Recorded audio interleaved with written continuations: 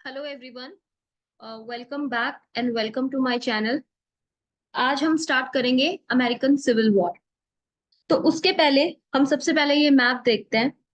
अगर आप मैप में देखो तो हमने अमेरिकन वॉर ऑफ इंडिपेंडेंस किया था, जहाँ पे ये जो एरिया है, दिस एरिया, ये यहाँ पे ब्रिटिशर्स का ऑक्यूपेशन था, जिसको हमने उनकी 13 कॉलोनीज भी बोली थी। ठीक है। यहाँ पे फ्रांस का एरिया था।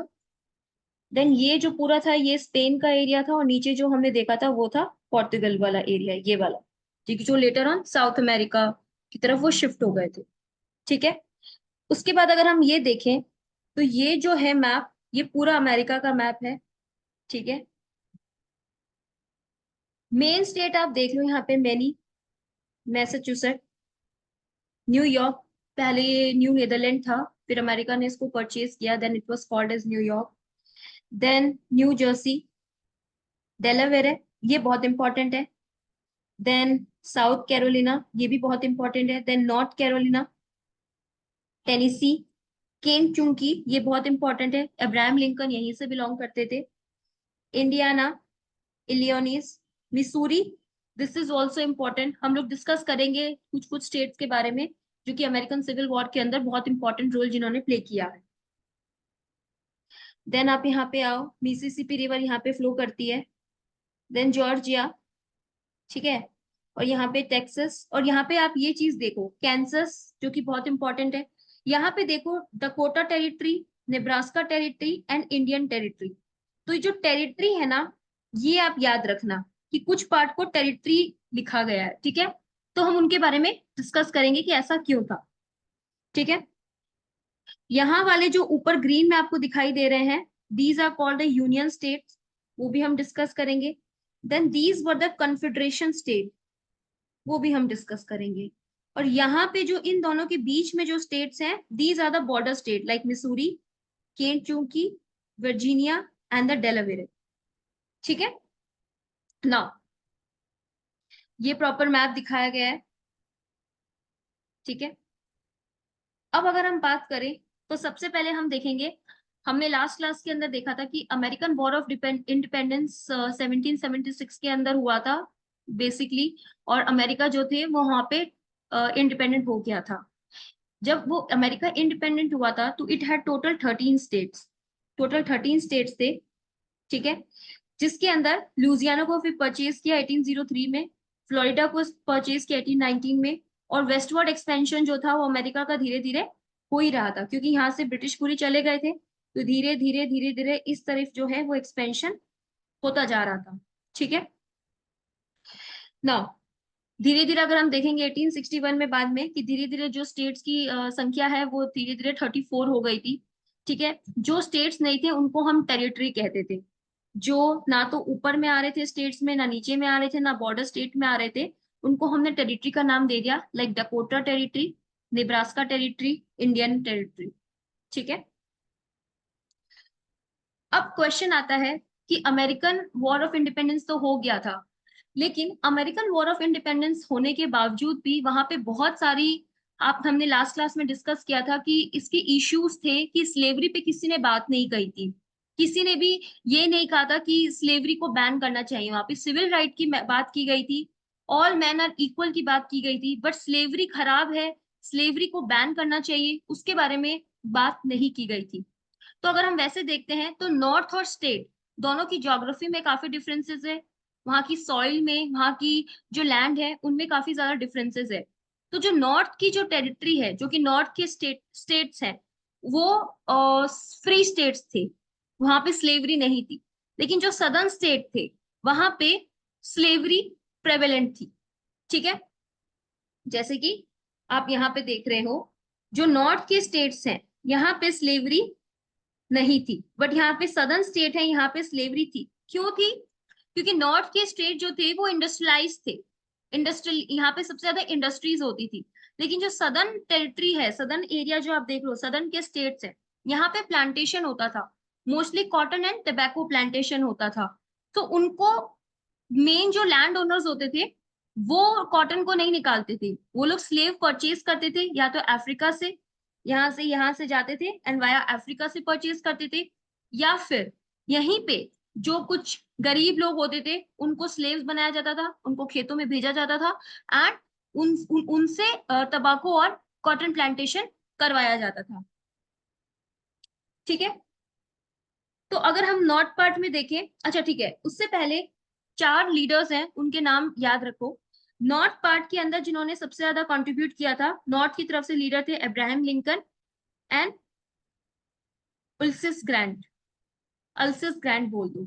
सदर्न स्टेट जिनको कॉन्फेडरेसी बोला जाता था, कॉन्फेडरेसी ऑफ साउथ अमेरिका, उसमें Jefferson Davis and Robert E Lee, ये 4 लोग हैं। इनके नाम आप हिस्ट्री के अंदर जब भी आप कुछ एक्सप्लेनेशन देते हो तो आप अगर इनके नाम लिखोगे तो काफी सही रहेगा। रोल ऑफ पर्सनालिटीज में अगर आप इनके नाम लिखोगे तो it will be quite impactful. ठीक है, कुछ स्टेट्स देख लो। ठीक है, उसके अंदर जैसे कि साउथ, हमने स्टेट्स के बारे में बात की। अब क्वेश्चन आता है कि क्या क्या ऐसी चीजें हुई जिसके बीच में नॉर्थ और साउथ के बीच में डिफरेंसेस आए, क्योंकि दोनों के बीच में डिफरेंसेस से तभी that led to the civil war. ठीक है, तो अगर हम देखें कि यूनाइटेड स्टेट्स जो है वो ग्रो कर रहा था आफ्टर द इंडिपेंडेंस। हमने देखा कि बिल ऑफ राइट्स पास हुआ, देन डेमोक्रेसी, राइट, हमें सब चीजें मिली, बट ग्रोथ भी हो रही थी धीरे धीरे। मर्केंटिलिज्म जो था वो काफी इंक्रीज हो रहा था, इकोनॉमिक इंडिपेंडेंस इंक्रीज हो रही थी। बट फिर भी there is a fundamental difference between north and south. North के अंदर मैन्युफैक्चरिंग इंडस्ट्री स्टैब्लिश हुई थी, बट सदर्न पार्ट में अगर हम देखें तो agriculture, large scale farming of cotton and tobacco, ये जो थे वो प्लांटेशन एग्रीकल्चर था, already told you, and they were dependent on the slaves. ठीक है, बट नॉर्थ ने क्या किया, अबॉलिशन ऑफ स्लेवरी एक्ट जो है वो पास कर दिया इन 1804 के अंदर, क्योंकि इस टाइम पे अब्राहम लिंकन यहाँ पे प्रेसिडेंट बने थे, and he said that all men are born equal. ठीक है, एंड स्लेवरी को भी हटाना है।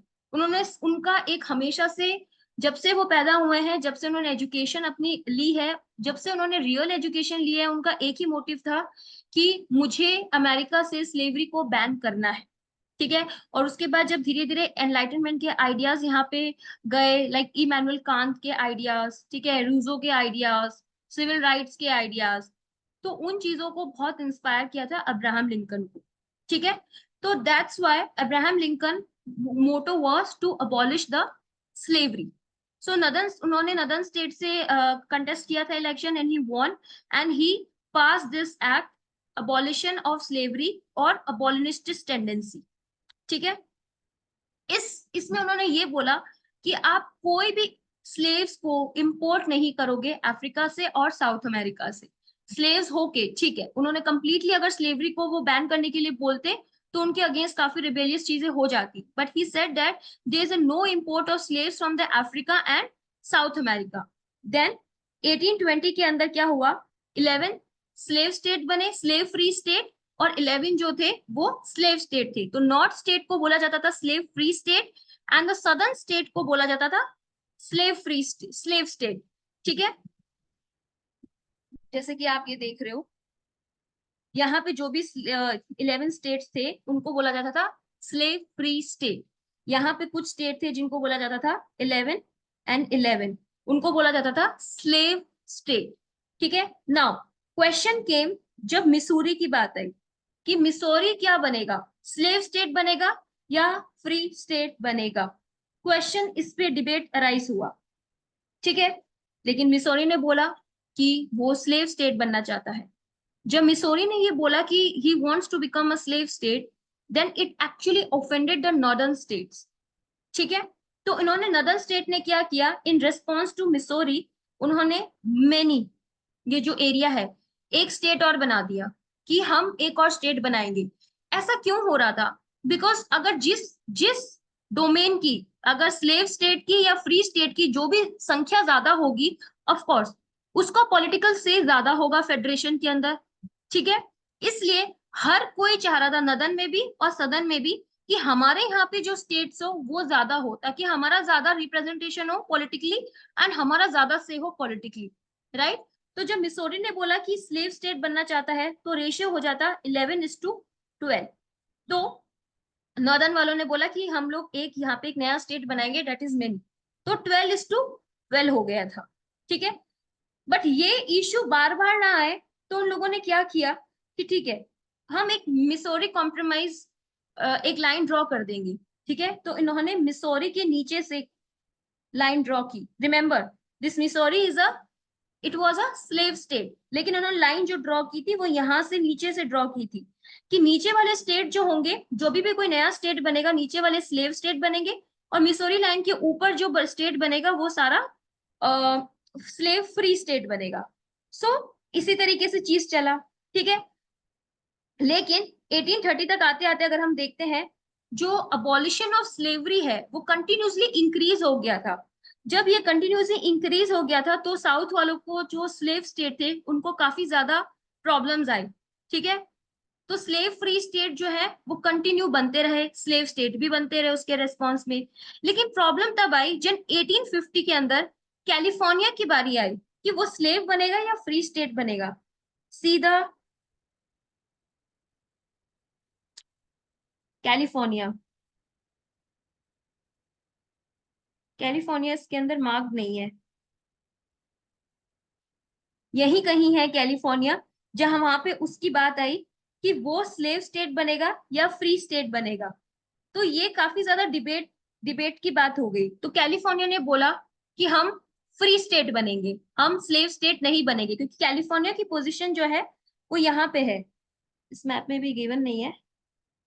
कैलिफोर्निया की जो पोजीशन है वो इस तरह ऐसे है, ठीक है। तो वो उसका आधा पार्ट स्लेव में आता है और आधा पार्ट फ्री के अंदर आता है। जब कैलिफोर्निया से पूछा गया तो ही कैलिफोर्निया सेड कि हमें फ्री स्टेट बनना है, स्लेव स्टेट नहीं बनना है। तो सदन ने बोला कि ऐसा नहीं हो सकता, अगर ये फ्री स्टेट बनना चाहता है, we want to put two demands, हम दो डिमांड सामने रखेंगे, अगर वो सही होती है, वो फुलफिल होती है, then only California can become free state. तो उन्होंने दो डिमांड रखी। उन्होंने बोला कि कैलिफोर्निया के रिस्पॉन्स में हमें दो स्लेव स्टेट चाहिए, एक होगा यूटा टेरिटरी और एक होगा न्यू मैक्सिको। नॉर्दर्न स्टेट का कि ओके वी अग्री, क्योंकि कैलिफोर्निया की पोजीशन काफी ज्यादा बड़ी थी, अगर वो फ्री स्टेट रहता तो उसके पोजीशन का भी फायदा उठाया जा सकता था। तो इसलिए नदन अग्रीड उटा territory and new Mexico territory. And slave state के अगेंस्ट नदन पार्ट में, नॉर्थ स्टेट के अंदर, I mean slave free states के अंदर इतनी ज्यादा अग्रेशन था टुवर्ड द स्लेव स्टेट कि उन्होंने अंडरग्राउंड पाइपलाइन तक बना रखी थी स्लेव्स को फ्री कराने के लिए, कि वहां से वो स्लेव्स को, साउथ से स्लेव्स को फ्री करवा देते थे। तो साउथ वालों ने बोला कि लॉ एक डिमांड किया कि अगर कोई भी स्लेव सदर्न पार्ट से नदर्न पार्ट को भागा है और अगर वो पकड़ा गया है तो वो स्लेव स्टेट को वापस, मीन साउथ स्टेट को वापस रिटर्न कर दिया जाएगा। इसके लिए उन्होंने फ्यूजिटिव स्लेव्स एक्ट जो है वो पास किया। इन दो डिमांड ये जब अग्री हुई, then California became a free state. वापस डिबेट स्टार्ट हुआ on the creation of Nebraska and Kansas territory, ठीक है। अब ये स्टेट्स तो मिसूरी लाइन के ऊपर थे तो ऑब्वियसली फ्री स्टेट बनने थे, बट सदर्न स्टेट ने बोला कि अब हम इन लाइन को नहीं मानेंगे। एंड बहुत ज्यादा अग्रेशन जो है वो नेब्रास्का और कैंसस में देखा गया। लेकिन तो फिर दोनों स्टेट्स ने अग्री किया, ओके लेट पीपल डिसाइड कि वो अपना क्या ओपिनियन देते हैं, अगर वो अपना ओपिनियन दे देते हैं उसके अकॉर्डिंगली हम काम करेंगे, ठीक है। तो नेब्रास्का कंसस एक्ट पास किया विच फेवर्ड इलेक्शन की पब्लिक ओपिनियन हम जानेंगे। बट यहाँ के स्लेव स्टेट्स को ये अंदाजा हो गया था कि नेब्रास्का और कंसस के अंदर ये लोग स्लेव फ्री स्टेट जाएंगे, मीन्स ये फ्री स्टेट जाएंगे। तो यहाँ के लोग धीरे धीरे धीरे धीरे, यहाँ के लोग नेब्रास्का एंड कैंसस, यहाँ के लोग धीरे धीरे यहाँ पे जाके बसने लगे, और यहाँ से भी कुछ लोग बसने लगे, ताकि यहाँ के लोगों का जब इलेक्शन हो तो यहाँ के लोग जो है वो अपना अपना से दे सके, जिसकी वजह से काफी ज्यादा भगदड़ मच गई थी और काफी ज्यादा वायलेंस हो गया था। And that let call bleeding Kansas. This event is called bleeding Kansas. यहाँ पे 5-6 लोग मारे गए थे, 5-6 लोग मारने के बाद इसको ब्लीडिंग कहा जाता है, ठीक है। तो यहाँ पे that that event is called bleeding cancers, कि वो इलेक्शंस को वो करेंगे, इन्फ्लुएंस करेंगे यहाँ के लोग, दूसरी टेरिटरी से जाके लोग नेब्रास्का एंड कैंसस में बस गए थे। देन 1859 में जॉन ब्राउन प्रेसिडेंट बने and he raided the southern territories. और उन्होंने काफी ज्यादा लोगों को इंस्पायर किया और स्लेव्स को फ्री करवा दिया, आर्मी भेजी और स्लेव्स को फ्री करवा दिया, ठीक है, जिसकी वजह से और ज्यादा इन्फ्लुएंस हुआ, ठीक है। देन 1861 में ऐसा हुआ कि और 7 स्टेट्स नॉर्थ से सेपरेट हुए। लिंकन ने ओथ ली थी कि हम लोग स्लेव फ्री नेशन बनाएंगे, ठीक है। तो काफी लोग, काफी स्टेट्स को भड़काऊ ये अच्छा नहीं लगा, तो उन्होंने वो स्लेव स्टेट की तरफ जाने लगे। एग्जाम्पल साउथ कैरोलिना, ठीक है। तो इसकी वजह से सदर्न स्टेट को कॉन्फेडरेशन कहा जाने लगा कि यहाँ के कोई भी स्टेट्स वहां के से अलग नहीं होंगे, वो स्लेव स्टेट ही कहलाएंगे हमेशा, ठीक है।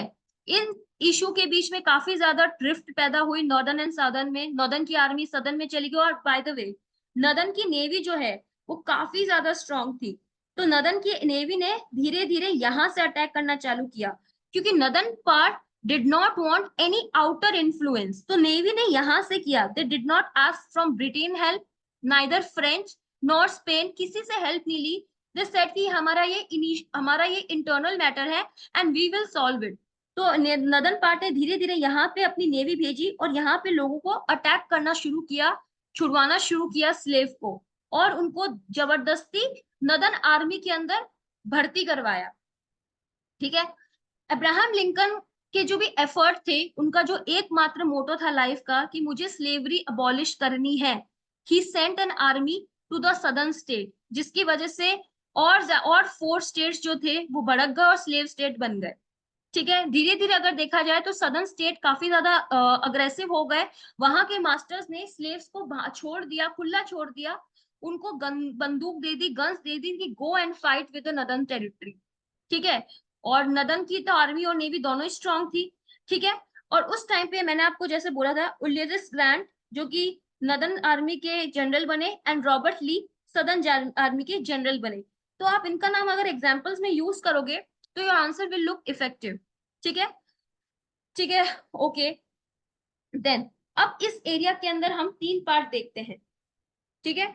ये आप जो मैप के अंदर देख रहे हो, Missouri, Kentucky, Virginia and Delaware, ये आप देखो तो ये बॉर्डर स्टेट्स हैं, ये बॉर्डर स्टेट्स हैं, ठीक है। ये स्लेव स्टेट्स तो थे, लेकिन ये साउथ की जो कॉन्फेडरेशन थी सीएसए, उसका पार्ट नहीं थे, ये सिर्फ बॉर्डर स्टेट थे, ये थे यहाँ पे स्लेव्स ही थे, लेकिन ये इसका सीएसए का पार्ट नहीं थे। तो अब्राहम लिंकन ने डिक्लेयर किया कि from 1863 every slave in America is not free, but only those slaves are free who resided in southern parts or the part of confederacy। ऐसा उन्होंने इसलिए किया कि अगर यहाँ के स्लेव्स को अगर वो फ्री कर देंगे तो यहाँ के लोग यहाँ को बचाएंगे और ऊपर भागेंगे, जिसकी वजह से और ज्यादा वायलेंस होगा, and he did not want that. But यहाँ के स्लेव्स अगर फ्री हैं तो nobody wants to remain in the chains, सबको फ्रीडम चाहिए, कोई भी चेन्स में जकड़ के रहना नहीं चाहता है। तो अगर यहाँ के स्टेट्स अगर फ्री हैं तो वो ऑफ कोर्स ऊपर की तरफ भागेंगे, ठीक है। और नॉर्दर्न वाले लोग उनको हेल्प करेंगे, अपनी आर्मी में इंक्लूड करेंगे, उस तरीके से स्लेवरी जो है वो धीरे धीरे खत्म हो जाएगी और सदर्न स्टेट जो है वो वीक हो जाएंगे। तो अब्राहम लिंकन के इस मूव को काफी ज्यादा अप्रिशिएट किया गया उनकी डेथ के बाद। उस टाइम पे लोगों को समझ नहीं आया, स्टेट्स को समझ नहीं आया कि ये ऐसा उन्होंने क्यों किया है। Then then Abraham Lincoln also made this statement: I do not intend to abolish slavery, I just wanted a nation to hold together, this is the just war time measure। ये सिर्फ वॉर टाइम मेजर है, हम चाहते हैं कि पूरा union बने, हम कभी भी स्लेवरी को अबॉलिश नहीं करेंगे। ये इन्होंने इसलिए बोला था ताकि सदर्न स्टेट जो है वो अग्रेसिव ना रहे, कम अग्रेसिव रहे, ठीक है। एंड फाइनली सदर्न आर्मी धीरे धीरे नदर्न आर्मी की तरफ भाग गई। वहां के लोगों को जो गन्स दे रखी थी सदर्न आर्मी में, जहाँ के स्लेव्स को भी, वो धीरे धीरे नदर्न आर्मी में शिफ्ट हो गए एंड उनको फ्री स्टेट मिल गया, क्योंकि पीपल वांटेड दिस। स्लेव जो भी चेन्स में थे, जिनको बांध के रखा हुआ था, they wanted to get freedom. तो उन्होंने जब वो नॉर्थ की तरफ गए और एंड दे अटेन फ्रीडम, ठीक है। And this event is called battle of Gettysburg. This event is very important that led to the war between the northern part and the southern part, and finally led to the victory of northern state।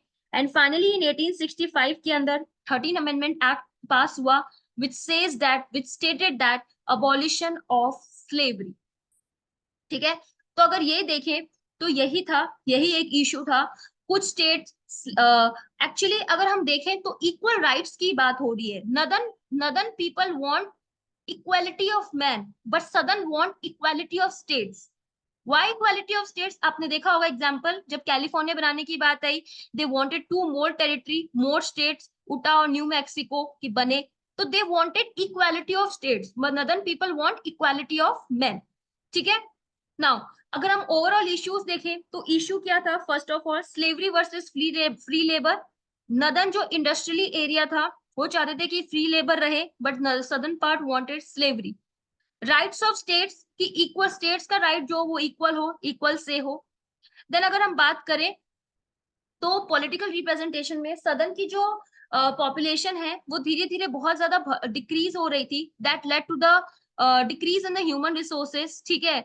और northern के अंदर जो है वो increase हो रही थी, इस सदन में डिक्रीज हो रही थी because of diseases, because of not proper food, जिसकी वजह से उन लोग को स्लेव्स इंपोर्ट करने पड़ रहे थे साउथ अमेरिका से एंड अफ्रीका से, and that further let give the edge to the northern part in the political representation.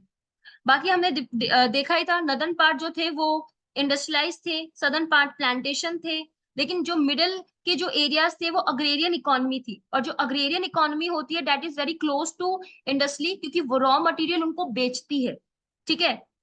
यहाँ पे एक ऐसा भी था कि सदर्न पार्ट वाले जब डायरेक्टली अपना माल, प्लांटेशन वाला माल जब ब्रिटेन को सेंड करते थे, तो that actually offended a northern state कि आप उनको क्यों बैन, उनको क्यों सेंड कर रहे हो, हम हमसे खरीदो, आप उनसे क्यों खरीद रहे हो सामान, हमसे खरीदो। नदर्न पार्ट वांटेड कि हम हमारा रॉ मटेरियल या जो है वो हमसे लिया जाए सदर्न स्टेट, लेकिन सदर्न स्टेट की और नदर्न स्टेट की आइडियोलॉजीज मैच नहीं करती थी, तो सदर्न स्टेट ब्रिटेन से अपना ट्रेड जो है वो करते थे। इम्पैक्ट अगर देखिए तो first impact is like abolition of slavery, unification of states हुआ, 50 स्टेट्स बाद में धीरे धीरे हम देखते हैं आज जो बने indestructible states of indestructible union, right. Then expansion of federal power बढ़ी, हर स्टेट्स को इक्वल पावर है, वहां के हर स्टेट को इक्वल पावर है यूएसए के अंदर। स्टेट जो है वो सीड नहीं कर सकते हैं। ठीक है। That's called the confederacy. ठीक है, कि स्टेट जो है वहां के सीड नहीं कर सकते हैं उनके यूनियन से। And the south started getting industrialise, धीरे धीरे जब स्लेवरी बैन हुई तो धीरे धीरे वहां पे भी डेवलपमेंट चालू हुआ सदर्न पार्ट में, that further led to the increase in the industrial activity in the south also. Significance देखें तो obviously abolish slavery and inspired others में हम बाद में देखेंगे कि धीरे धीरे जो अफ्रीका के अंदर स्लेव ट्रेड था उसको धीरे धीरे खत्म किया, कॉलोनियल जो था उसको धीरे धीरे खत्म किया। अमेरिकन वॉर ऑफ इंडिपेंडेंस ने तो इंस्पायर किया था, सिविल वॉर ने भी इंस्पायर किया कि अगर स्टेट्स के बीच में प्रॉब्लम हो तो इंटरनली स्टेट्स किस तरीके से सॉल्व कर सकते हैं without outer power. Strong federation बना, हम देख ही सकते हैं आज की वहां का स्टेट जो है वो कितना स्ट्रांग है। इक्वालिटी मिली, डेमोक्रेसी जो लिंकन ने डेफिनेशन दी थी अपने स्पीच के अंदर, democracy is by the people for the people of the people, ये आज तक जो है वो डेमोक्रेसी की स्टैंडर्ड डेफिनेशन है। इसमें से ज्यादा क्वेश्चंस आए नहीं है अब तक, 4 से 5 क्वेश्चन ही आए हैं इसके अंदर। तो एक फर्स्ट क्वेश्चन जो है वो चीज very easy, examine the issue involve in American civil war and was it a contest between the two separate nations. तो आपको इसके अंदर यस भी लिखना है एंड कुछ पॉइंट्स नो भी लिखना है। सेपरेट नेशन का नहीं था कभी भी, हमेशा इक्वालिटी ऑफ था, इक्वालिटी के लिए था। Northern part want equality of man and the southern part wanted equality of states, तो they neither demanded the separation of nation. Now, the second question. In the American Civil War, the victory of North had many consequences. Some of them were direct and obvious. Its indirect effect on the American development were perhaps even more important. Comment.